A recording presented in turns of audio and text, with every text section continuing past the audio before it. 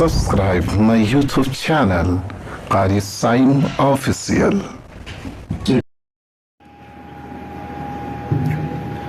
السلام علیکم ورحمۃ اللہ وبرکاتہ۔ آئیے حضرات، میں مدرسہ حسینیہ کے حوالے سے دو شعر حاضر کرتا ہوں، بطور خاص سماعت فرمائیں۔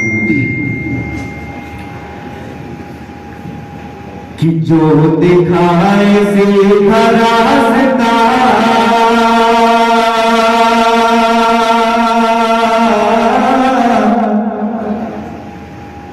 مدرسہ ہمارے پاس ہے،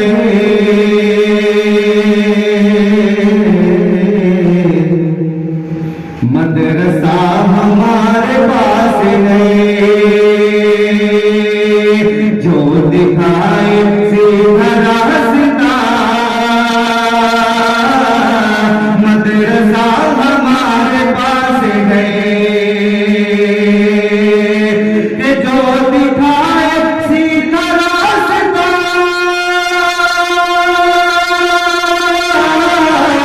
مدرسہ ہمارے پاس ہے، مدرسہ ہمارے پاس ہے،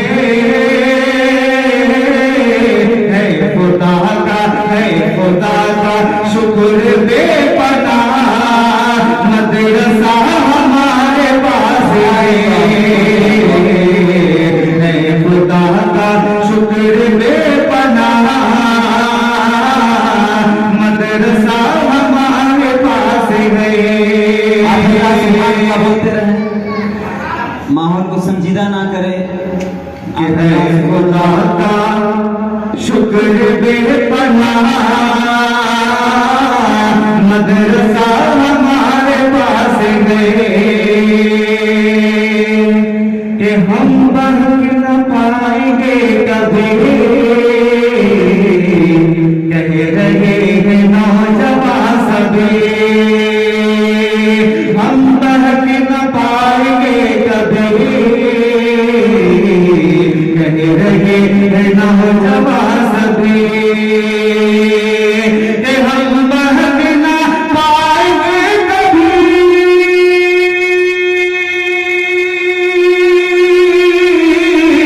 کہہ رہے ہیں نوجوان سبھی،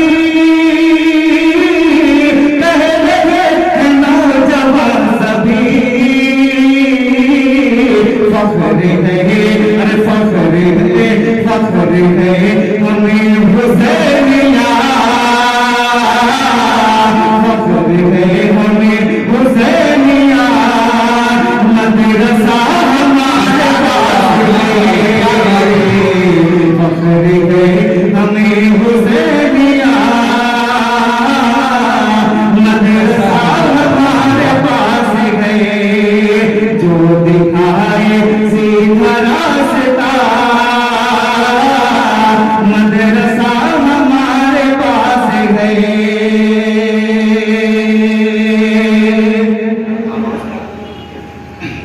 آئیے حضرات، ایک نعت پاک کا مقطع حاصل کرتا ہوں، بطور خاص سماعت فرمائیں۔ ارشاد ارشاد۔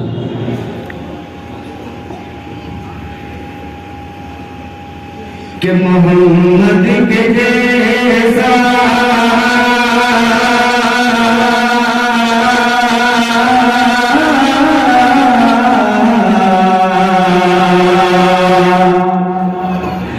محمد کے جیسا نہیں آیا کوئی، یہ گاتے ہیں بلبل ترانہ نبی کا، محمد کے جیسا نہیں آیا کوئی، یہ گاتے ہیں بلبل ترانہ نبی کا،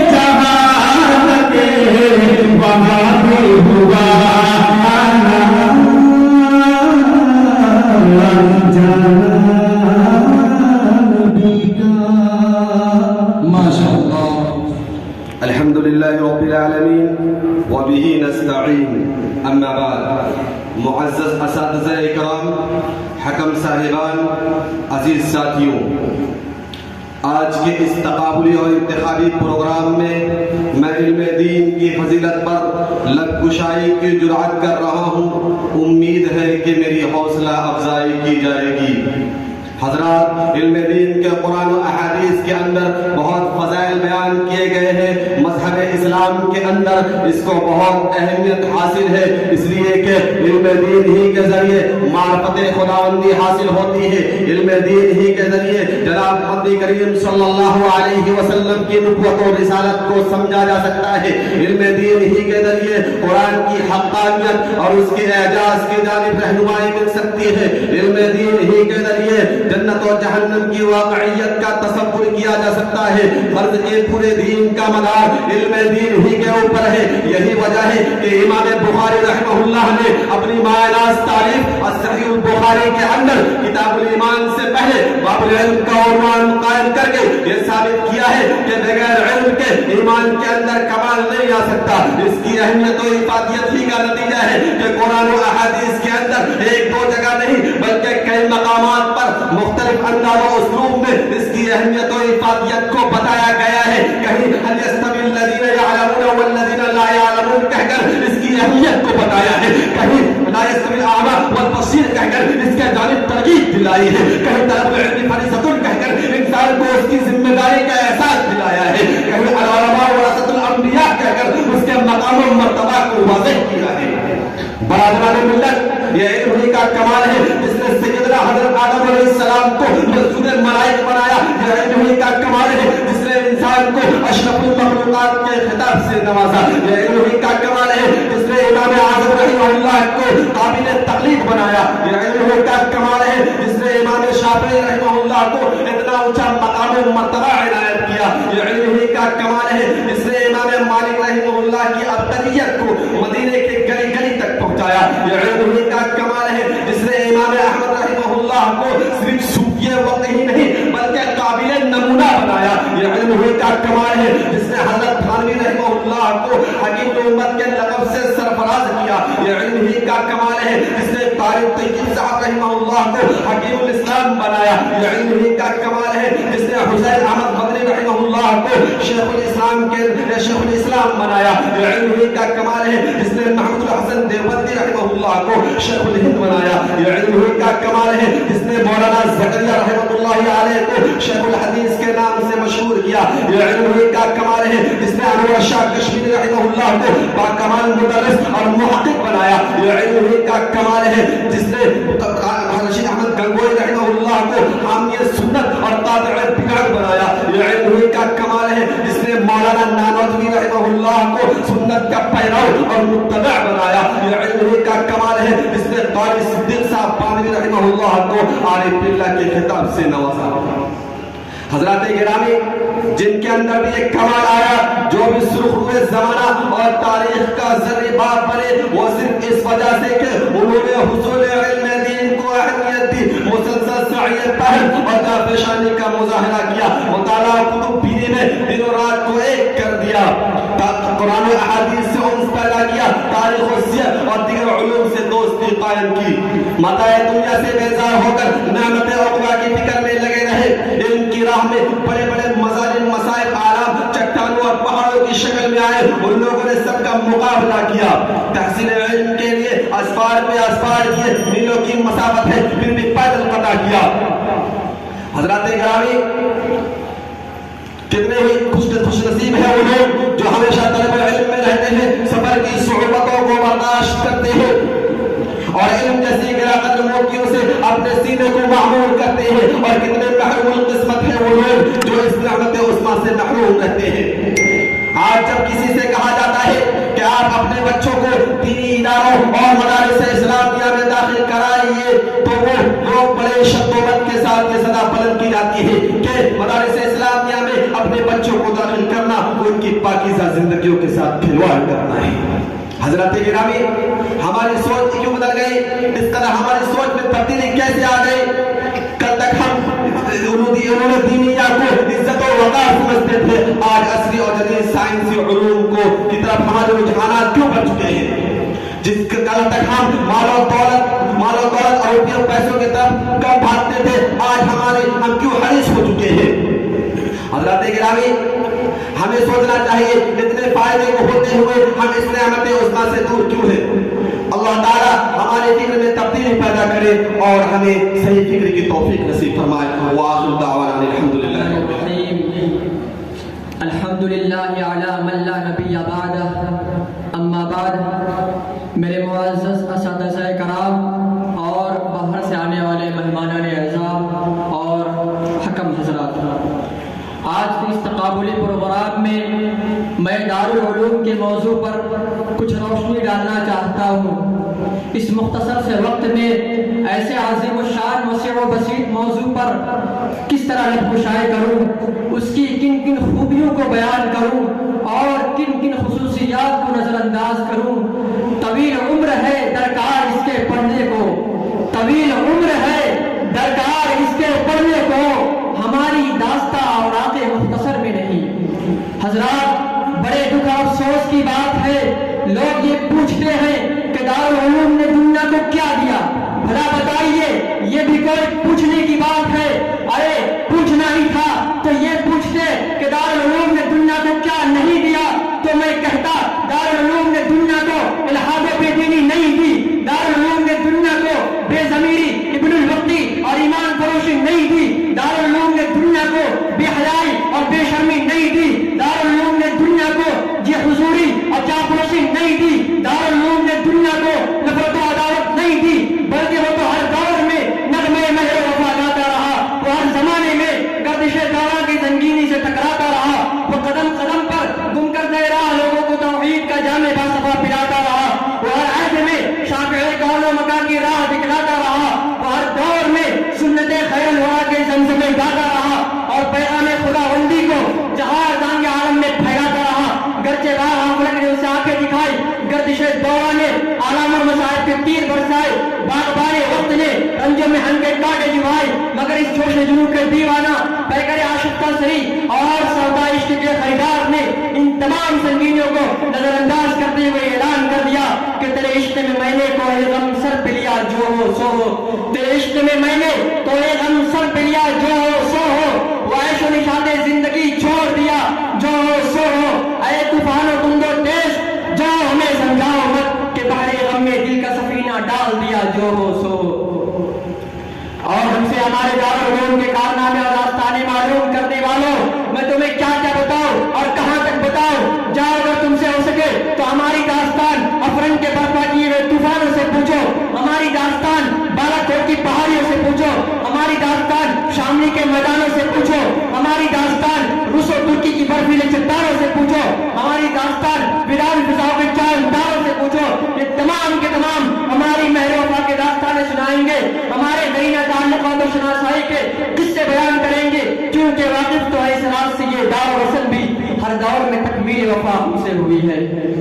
کیا یہ سچ نہیں کہ دارالعلوم کی مبارک شکم سے ایسی بے نظیر شخصیتوں کا ظہور ہوا جن کا قلب جگر اسلام کی عظمت سے معمور تھا، جن کے چہرے پر عزم و استقلال کی کرنیں جلوہ فکن تھی، جنہوں نے ہر دور میں باطل کو للکارا ہے، جب بھی باطل نے سر ابھارا ہے وہ اس کے سروں پر سائقہ الہی بن کر گرے ہیں۔ مشرق و مغرب کی ساری زمین اس بات پر گواہ ہے، اگر علماء دیوبند کو کسی میدان میں باطل نے للکارا ہے، علماء دیوبند نے اس کا جواب دندان شکن دیا ہے، علماء دیوبند نے اس کا جواب دلائل کے ساتھ دیا ہے، اگر طاقت کا استعمال ہوا ہے علماء دیوبند نے تب بھی جواب دیا ہے، اگر زبان حرکت میں آئی ہے علماء دیوبند نے تب بھی جواب دیا ہے۔ میں بات واضح کر دوں کہ دارالعلوم کی ضرب گناہ سے کوئی بھی طاغوتی لشکر محفوظ نہ رہ سکا، اس نے ہر ایک شیطانی دستے پر پوری شدت سے وار کیا، چنانچہ ہندوستان کی سرزمین پر فرزندان تفلیق آئے علماء دیوبند نے ان کا مقابلہ کیا، شاطمان رسول آئے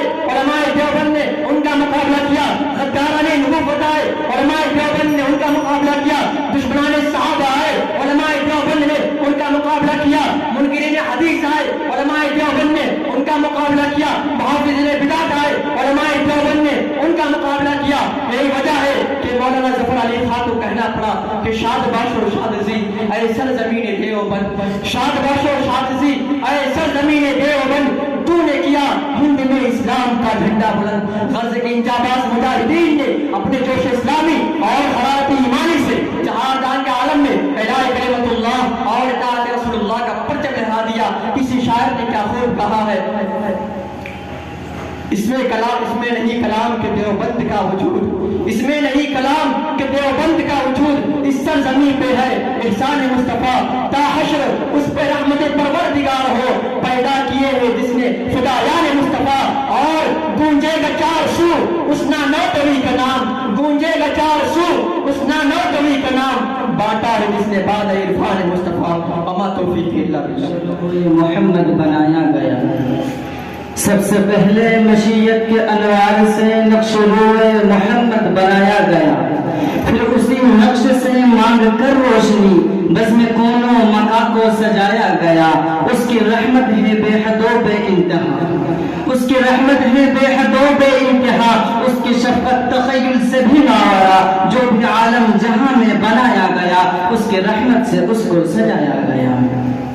محترم اساتذہ کرام، مہمانان اعزام، حکم صاحبان اور مدرسہ حسینیہ کے شگفتہ فنوں، آج میں آپ لوگوں کے روبرو سیرت نبوی کا اخلاقی پہلو پر کچھ لبکشائی کرنے جا رہا ہوں۔ میرے دوستو، ایک یہ ہے کہ میں اپنی طرف سے نبی کی شان بیان کروں، اور ایک یہ ہے کہ کوئی شاعر، کوئی ادیب، خطیب، لبیب، مفکر، مدبر، شیخ الحدیث یا کوئی فقیہ نبی کی شان بیان کرے، اور ایک یہ ہے کہ خدا عرش پہ خود نبی کی شان بیان کرے۔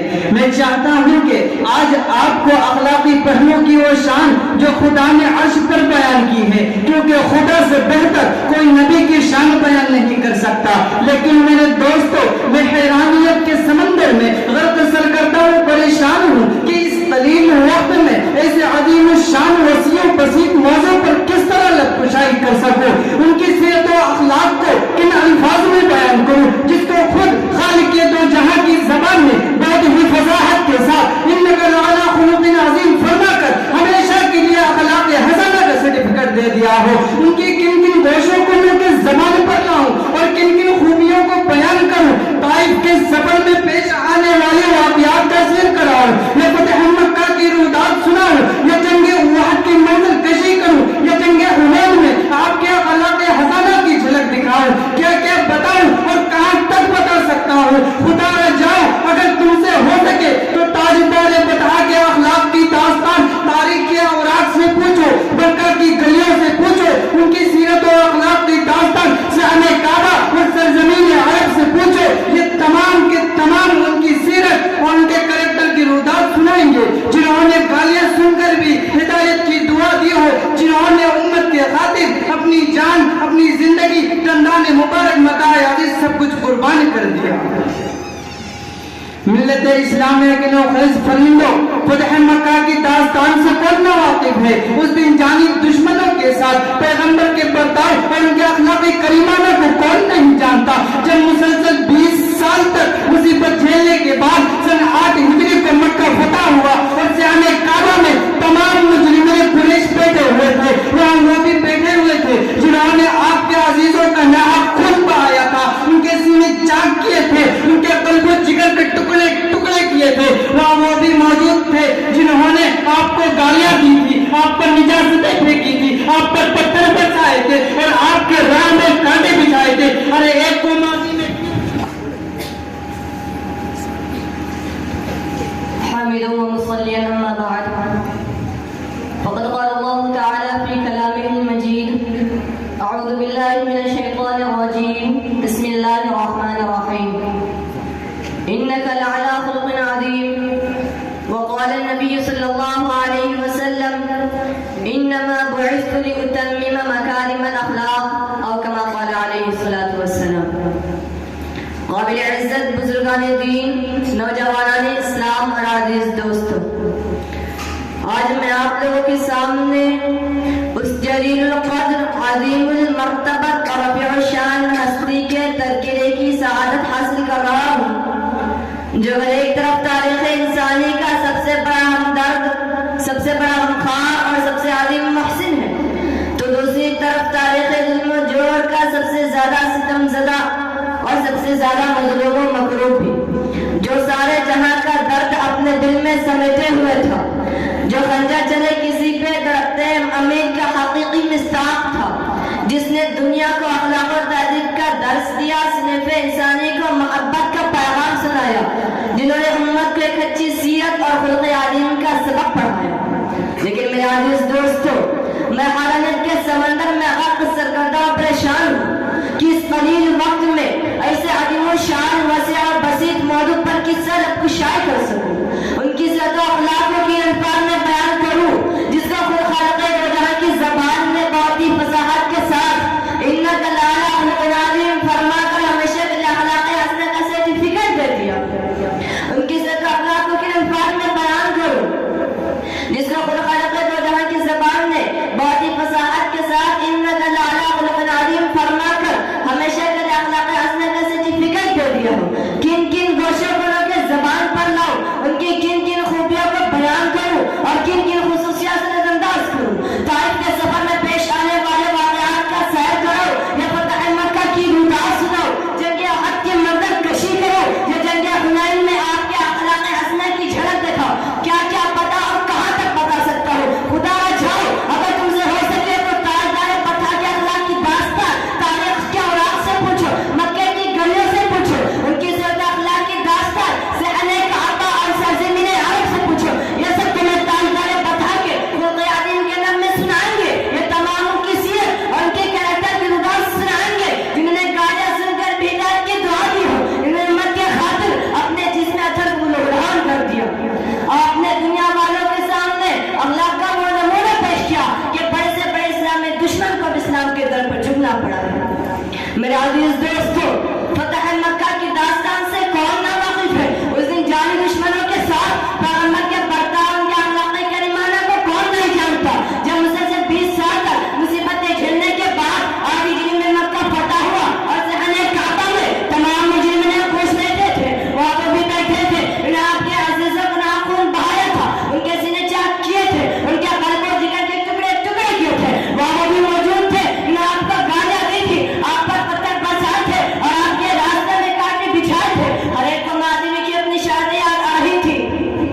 10,000 का फौज है, एक हाथ में तलवार है और दूसरे हाथ में इस्लाम का झंडा है और जबान पर ये नारा है अल-यौम यौमुल मलहमा, अल-यौम यौमुल मलहमा। आज तो गोश्त का दिन है, यानी गोश्त के बोझे की चिड़चिड़े में उड़ाएंगे।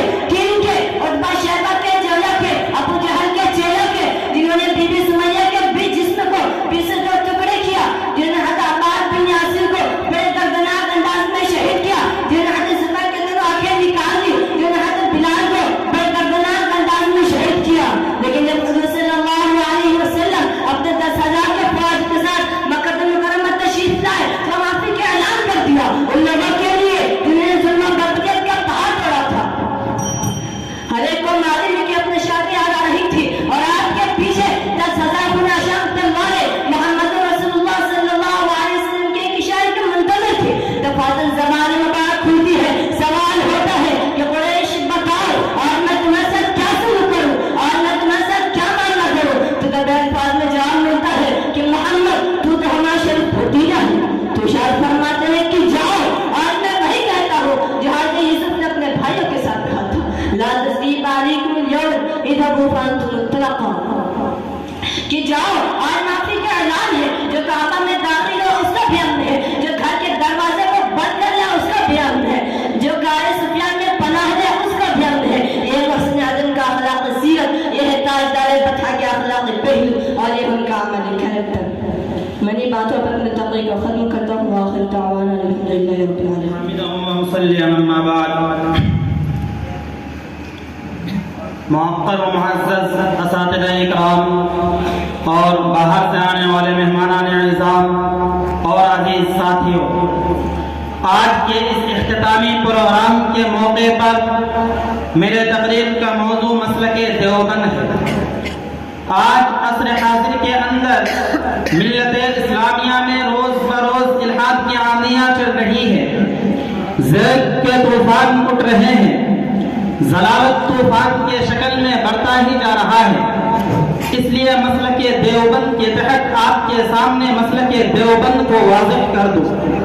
तो आइए सबसे पहले देखें कि मसलके देवबंद की हकीकत क्या है।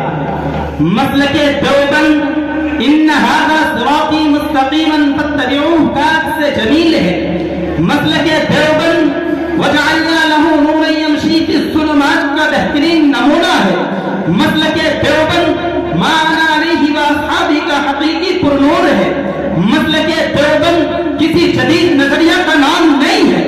مسلک دیوبند کسی نئی فکر مشن کا نام نہیں ہے۔ مسلک دیوبند کسی نئی سیاسی پارٹی کا نام نہیں ہے، بلکہ مسلک دیوبند بعین ہی وہی مسلک و منہج اور دین و شریعت کی اسی تعبیر و تشریح کا نام ہے جو تاریخ کے ہر دور میں اہل سنت و جماعت کا مسلک و منہج رہا ہے۔ یہی وہ مسلک دیوبند ہے جو صحابہ کا مسلک تھا، تابعین کا مسلک تھا، مجدد الفسانی رحمۃ اللہ علیہ اور امام الہند حضرت شاہ ولی اللہ محدث دہلوی رحمۃ اللہ علیہ کا مسلک تھا۔ مسلک دیوبند نہ محض اصول پسندی کا نام ہے اور نہ شخصیت پرستی کا نام ہے۔ مسلک دیوبند صرف نظریاتی مسلک نہیں ہے بلکہ عملی طور پر ایک مشعل دعوت بھی ہے جو آج سے کئی سو برس پہلے دی گئی ہے، اور اگر غور کیا جائے آج بھی وہ اسی طرح کارآمد ہے جس طرح اس وقت تھی، البتہ رنگ اس کا تعلیمی ہے، پھیلاؤ تبلیغی ہے، جماؤ معاشرتی ہے، چڑھاؤ ریاضت اور سپاہی ہے۔ میرے بھائیوں، باطل نے جب افراط و تفریق کا شکار ہو کر اصل شریعت پر مقابلہ لڑانے کی کوشش کی تو مسلک دیوبند ان کے ماننے ایک ناقابل تفسیر چٹان بن کر حائل ہو گیا۔ باطل نے جن مشریت و معاشیت میں ڈوب کر علم دین اور علم دنیا کی تفریق کو جہالت قرار دیا تو مسلک دیوبند نے انما یخشی اللہ من عبادہ العلماء وانتم اعلم بامور دنیاکم کہہ کر اس کے دندان شکن جواب دیا۔ باطل نے جب عصمت انبیاء پر حملہ ور ہونا چاہا تو مسلک دیوبند نے لقد کان لکم فی رسول اللہ اسوۃ حسنہ سے کہہ کر اس کے دندان شکن جواب دیا۔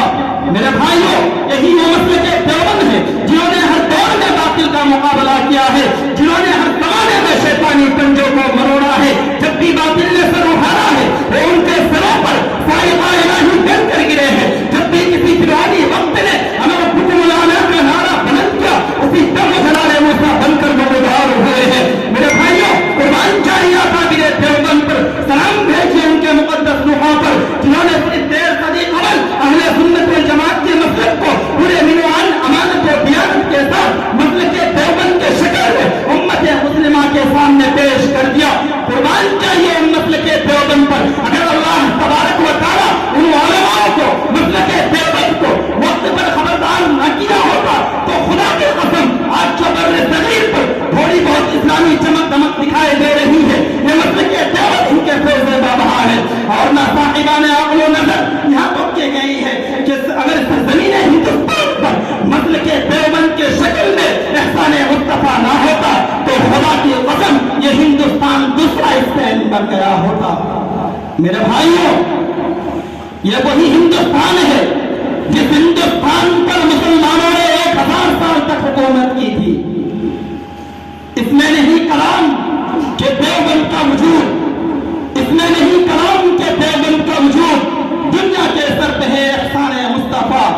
تاحشر اس پہ رحمت پروردگار ہو، تاحشر اس پہ رحمت پروردگار ہو، پیدا کیے جس نے فدایان مصطفیٰ، اور گونجے گا چہار سو نانک پھری کا نام، اور گونجے گا چہار سو نانک پھری کا نام، باقا ہے جس نے باغ عرفان مصطفیٰ۔ وآخر دعوانا الحمد للہ رب العالمین۔ فيها أساتذة وأطباء ومهندسين يقدمون للمجتمع أعظم الخدمات. أعرفت من هو صاحب الفضل عليهم؟ إنه المعلم. أصدقائي الأحباء، المعلم مدرسة الأجيال يستقبل في كل عام جيلا جديدا ويبدأ معه الرحلة من أول المرحلة حتى يوصله إلى آخرها، ثم يستقبل جيلا آخر على مدار السنين والأوقات والأيام والأحيان. ولذلك قيل المعلم كالشمعة تحرق نفسها لتضيء للآخرين. ولذلك أيضا قال أمير الشعراء أحمد شوقي: قم للمعلم وقفه التجيلا، كاد المعلم أن يكون رسولا. أعلمت أشرف وأجل من الذي يملي وينشئ أنفسا معقولا. وقد نقل عن علي بن أبي طالب رضي الله تعالى عنه: من علمني حرفا فأنا له غلام. وقد شهد الرسول صلى الله عليه وسلم لمعلم القرآن أكثر شهادة حين قال: خيركم من تعلم القرآن وعلمه. ولا تقتصر مهمة المعلم على التعليم فقط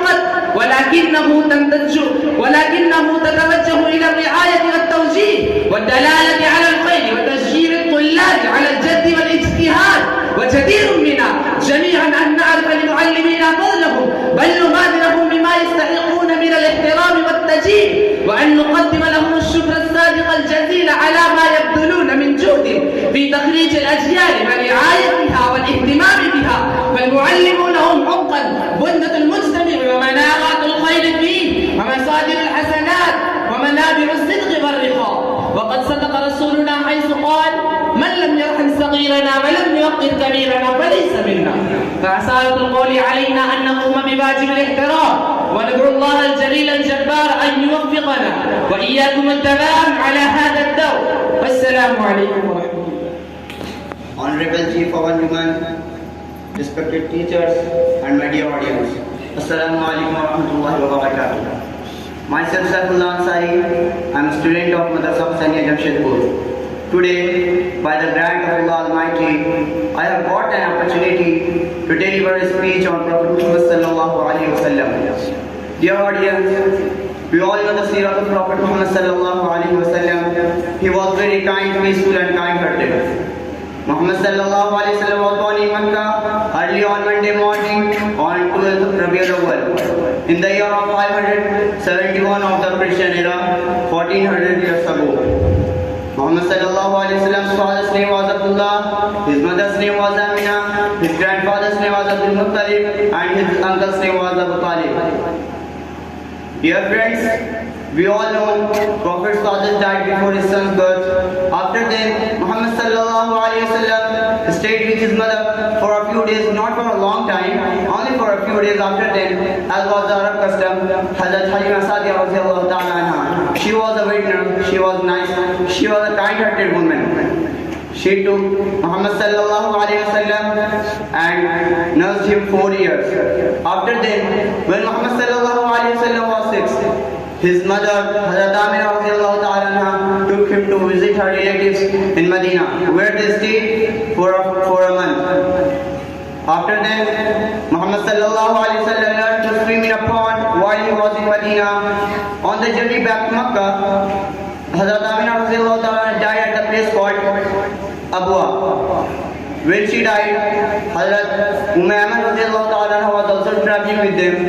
She took Muhammad sallallahu alaihi wasallam back to Makkah.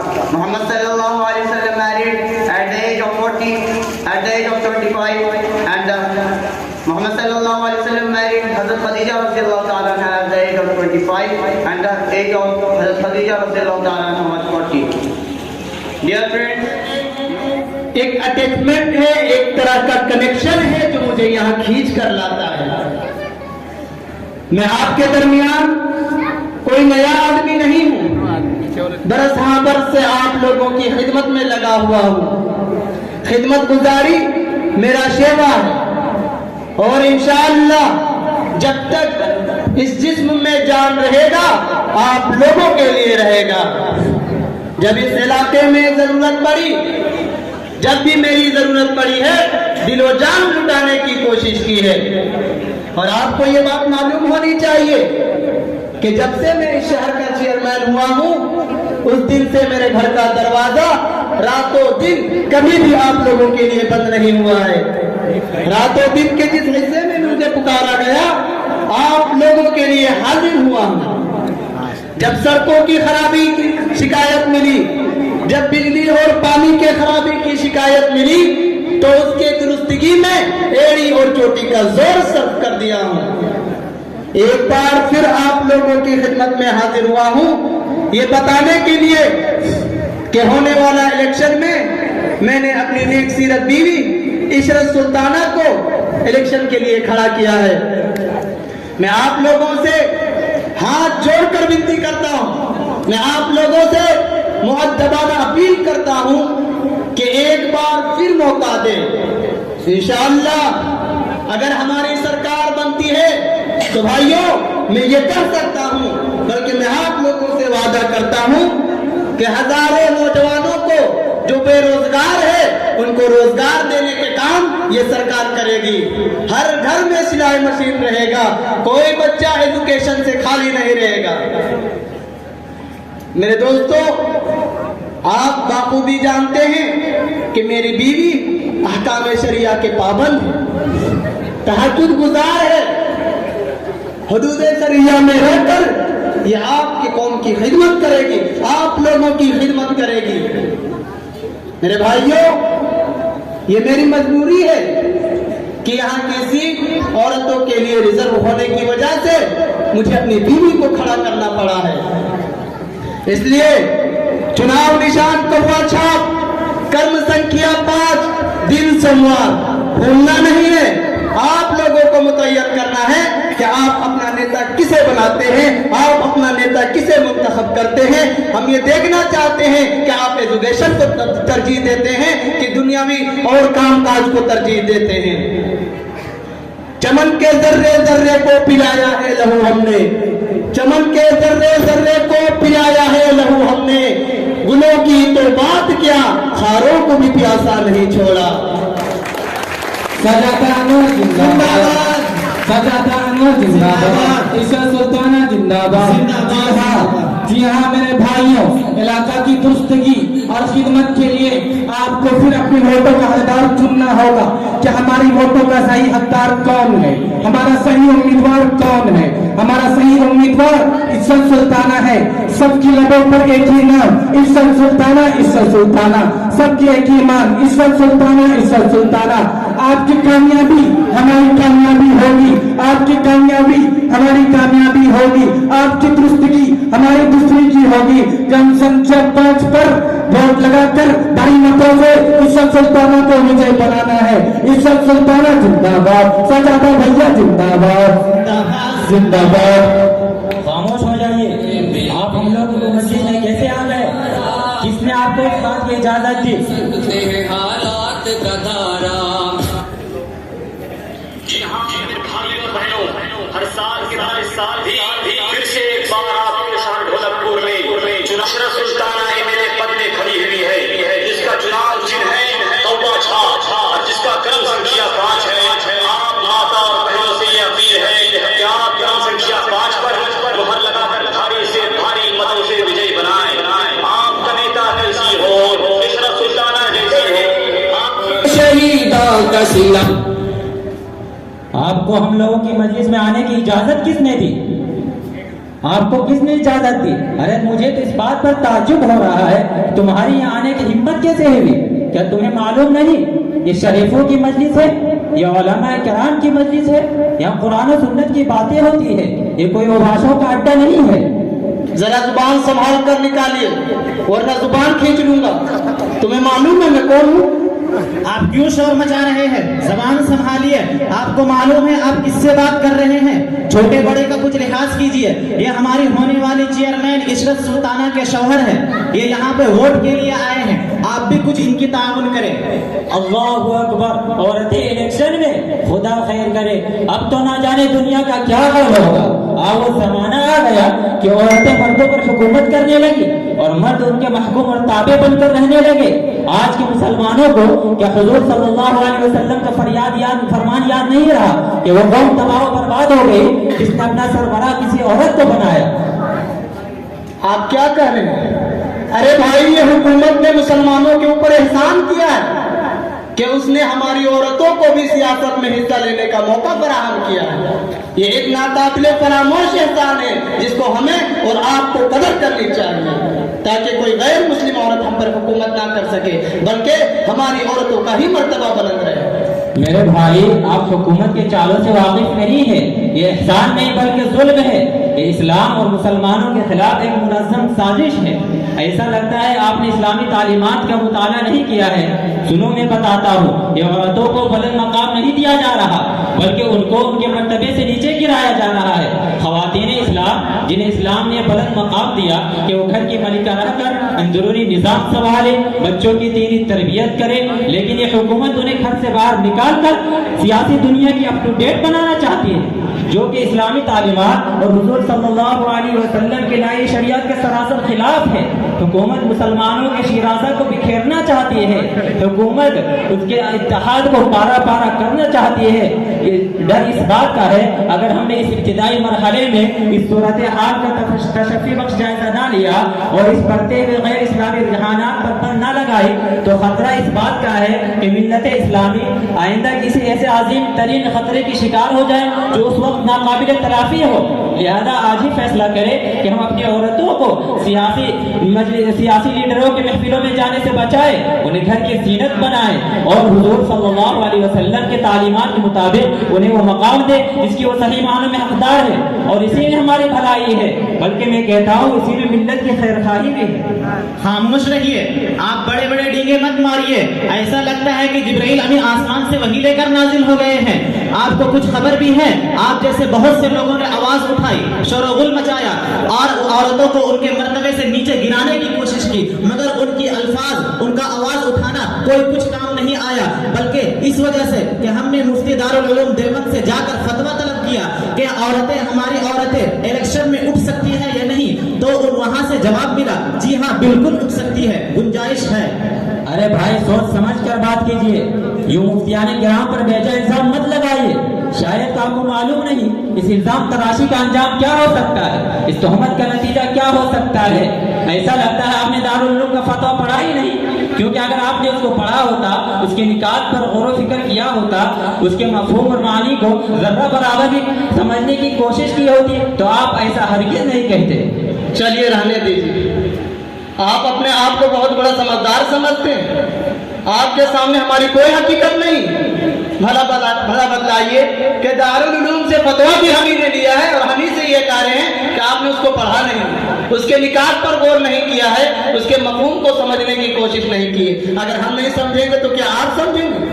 हाँ मैं सही कह रहा हूँ, आपके अंदर समझने की ही सलाहियत नहीं है। सुनो मैं बताता हूँ। नहीं, हम आपसे नहीं सुनेंगे, आप बहुत बड़े फितीन मालूम होते हैं। अगर आपके बस में है तो आप जाइए और दारुल उलूम देवबंद के मुफ्ती कराम को यहाँ पे लाइए और पूरे मजमा के सामने मसले की सही नौइयत वजाहत कराइए। हाँ हमारे बस में मैं अभी बुला सकता हूँ, बशर्ते कि तुम इकरार करो। अगर फैसला हमारे हक में हुआ तो आप इस बरसरेआम इसी मजलिस में तस्लीम करना पड़ेगा आपको, और इशरत सुल्ताना को इलेक्शन से बिठाना पड़ेगा। क्यों नहीं बैठाएंगे? मैं यकीन के साथ कह सकता हूँ कि ये पूर्वपक्ष पार्टी से ताल्लुक रखता है, ये जरूर रिश्वत लिया है, उसने पैसा खिलाया है। अरे झूठा मुझे बोलते हो, अरे झूठे तो तुम मालूम होते हो। क्या तुमने पिछले बार इलेक्शन में लोगों से वादा नहीं किया था कि अगर मेरी सरकार आ जाएगी तो घर घर में कुआं खुदवाऊंगा? अरे कुआं तो खुदवाए नहीं, बल्कि कुएं की जगह पर खड्डे करवा कर उसकी मिट्टी बाहर ले जाकर फरोख्त करवाया। और क्या ये आपने ये भी वादा नहीं किया था अगर तुम लोग मुझे अपना सरकार चुनोगे तो मैं खड़गपुर की सड़कों की मरम्मत करवाऊंगा? क्या आपने सड़कों की मरम्मत करवाई? मेरा मुंह मत खुलवाइए, क्योंकि मेरा मकसद आपकी गीबत करना नहीं है, बल्कि मुझे सिर्फ इतना बतलाना है कि जो आप कर रहे हैं ये शरीयत के सरासर खिलाफ है। अभी मैं मुफ्ती साहब को बुलाता हूँ, उसके बाद मसला वाज़ेह हो जाएगा। हाँ पहले बुलाइए।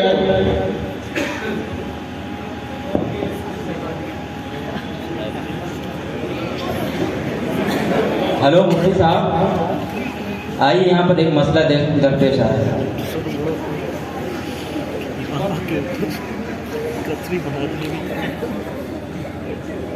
अस्सलाम वालेकुम।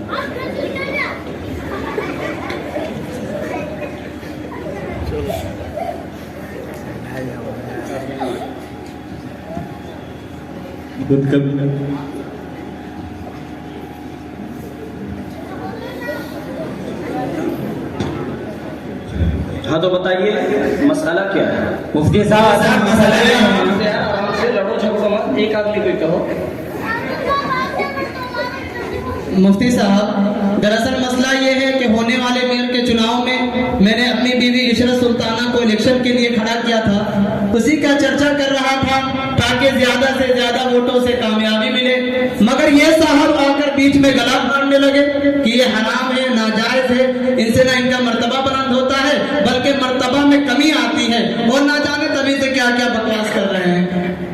मुफ्ती साहब इसी पर बस नहीं, बल्कि हमने इनको दलील भी दी कि हमने मुफ्ती दारुल उलूम देवबंद से फतवा तलब किया है, पर ये हजरत मानने को तैयार ही नहीं है, बल्कि उल्टा हम ही पर इल्जाम लगाते हैं। कहते हैं कि आप लोगों में समझने की सलाहियत नहीं है, आप लोगों की फहम नाकिस है, आप लोग उसके मानी और मफहूम सही से समझिए, उसके बाद बात कीजिए, और वगैरह वगैरह बातें कर रहे हैं। मुफ्ती साहब इन लोगों ने भी मुझे फितीन कहा।